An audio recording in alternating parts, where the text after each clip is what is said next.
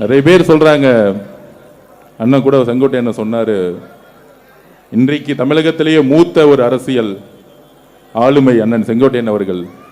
அதிமுகவை பத்தி நன்கு அறிந்தவர். அண்ணன் சொன்னார், இப்ப அதிமுக என்கின்ற கப்பல் கவிழ்ந்துகிட்டு இருக்குன்னு.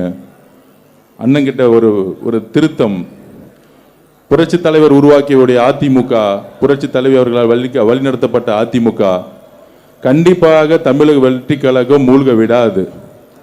ஏன்னா தமிழக வெற்றி கழகமும் அதிமுகவும் ஒன்று. ஐயா இபிஎஸ் பழனிசாமி அவர்கள் மூழ்கி கொண்டிருக்கிறார், அப்படி சொல்லுவோம்.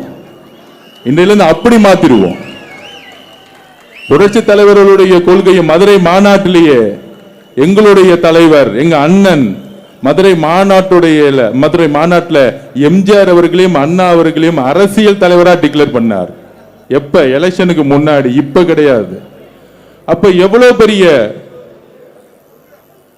ஒரு தொலைநோக்கு பார்வை புரட்சி தலைவி அவர்கள் உருவாக்கிய பொழுது, இந்த தீய சக்தி எப்படி ஒழிக்கணும், இந்த குடும்ப ஆதிக்கத்தை எப்படி ஒழிக்கணும், இந்த ஊழலை எப்படி ஒழிக்கணும்னு ஆரம்பிச்சாரோ, அதே மாதிரி நம்மளுடைய முதலமைச்சர் கட்சியை ஆரம்பிச்சு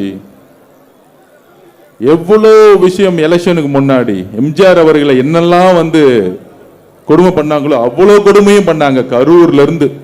அதுல மு.க. ஸ்டாலின் அவர்கள் சொல்றாரு, முதல்ல என்ன சொல்றார், 2 நாள்ல நாங்கள் எதிர்கட்சியாக இருந்து 6 மாசம் அமைதியா மக்கள் தீர்ப்பை நாங்க வரவேற்று அமைதியா இருந்து அவங்களுக்கு ஒரு எதிர்கட்சியா நாங்க இருப்போம் சொன்ன அடுத்த நாள் மாறிட்டார்.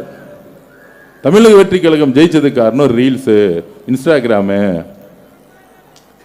தமிழக வெற்றி கழகம் மக்களை கவர்ச்சினால மயக்கி ஜெயிச்சுட்டாங்க.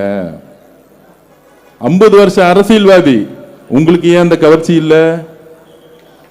உங்க மகனுக்கு ஏன் அந்த கவர்ச்சி இல்ல? திராவிட முன்னேற்ற கழகம் பெண்ணுன்னு ஒரு நிறுவனம் வச்சு நடத்தி எலெக்ஷனை ஃபேஸ் பண்ணாங்க. அதுல ஐபேக்னு ஒரு நிறுவனம், ராபின் சர்மான் ஒருத்தர், அதுக்கப்புறம் சுனில் கருங்கூல்னு ஒருத்தர், எல்லா ஆளுங்களையும் கூட்டிட்டு எலெக்ஷன் நடத்தினாங்க. தைரியம் இருந்தா, தில் இருந்தா திராவிட முன்னேற்ற கழகம் இந்த எலெக்ஷனுக்கு சோசியல் மீடியாவுக்கு எவ்வளவு செலவு பண்ணாங்கன்னு காமிக்க சொல்லுங்க. ஓப்பனா முன்னாள் முதலமைச்சர் மு.க. ஸ்டாலின் நம்ம கேள்வி கேட்போம்.